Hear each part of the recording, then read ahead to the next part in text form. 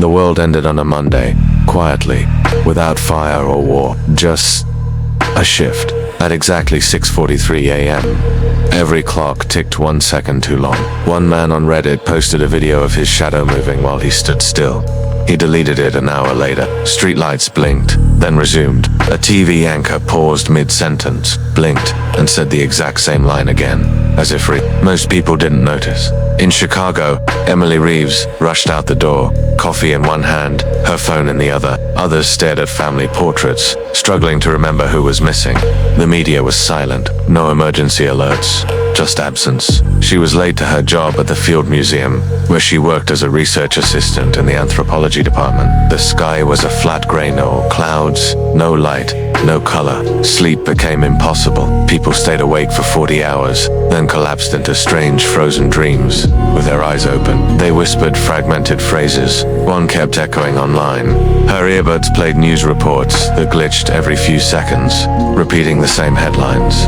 She frowned but kept walking. Life moved forward, but it wasn't the same world anymore.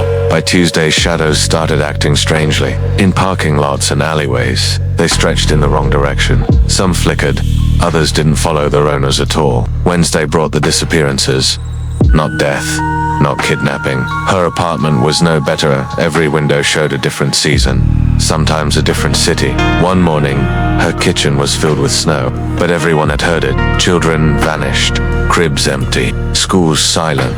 Photos showed blank spaces where faces had been. Some parents screamed.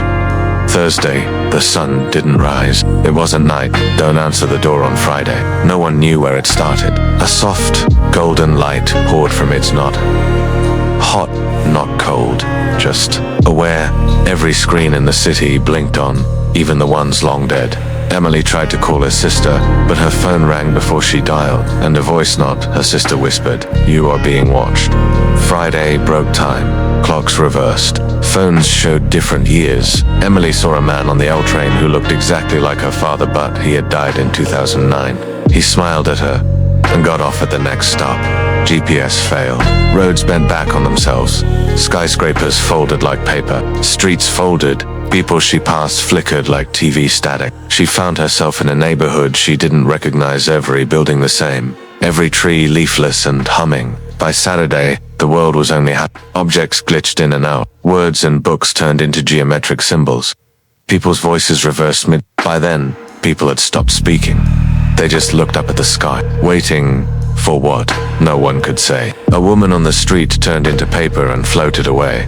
A dog split into mist. Emily saw a version of herself walk by, older, smiling, holding a child's hand. Emily stopped going to work. The museum had become a maze. Staircases led to nowhere. Hallways repeated endlessly. Then came Sunday. The sky looked like static. Her clock stopped. Her reflection blinked out of sync. And then the sky tore. A single black line, thin as a hair, split the gray. Preparing 8th day, Emily stared.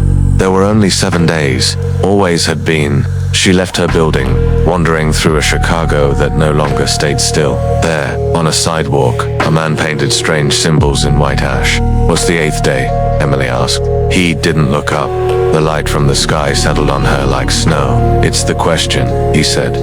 "What question? What comes after the end?" he whispered. "You made 7 days, but you never taught time how to die." At midnight, the countdown ended. The tear widened. Her phone had no missed calls, no strange messages. Light poured from it, not destructive, but searching. The city shook, then bent. It wasn't chaos, it was rewriting. The world wasn't being destroyed. It was asking, on its bark, in fresh grooves, were 2 words. Emily ran back to the museum. The power was dead, but deep in the basement, in a sealed archive, she found a reel-to-reel projector still humming. On the old film, between images of ancient ruins and war footage, a message shimmered in white text. "The calendar is a cage. Time never agreed. The 8th day is not destruction. It is inquiry." Emily stepped outside as the city dissolved around her. Then a vibration, not sound, but thought asked her, what comes after time? What comes after story? She stood in the street, hands trembling, and whispered, "Rest." Everything paused. The light stopped moving. The tear in the sky folded shut like paper. The hum faded. The world exhaled. The sun returned. Blue sky, birds, after morning in Chicago. Emily woke up in bed. The radio played weather updates. Coffee brewed normally. Children played in the street. Everything was normal. Except her. No one remembered the lost week, but Emily did. She passed a tree near the museum that hadn't been there before. Answer accepted. She smiled softly, touched the bark, and walked away, because she knew if the 8th day ever came again, she would remember.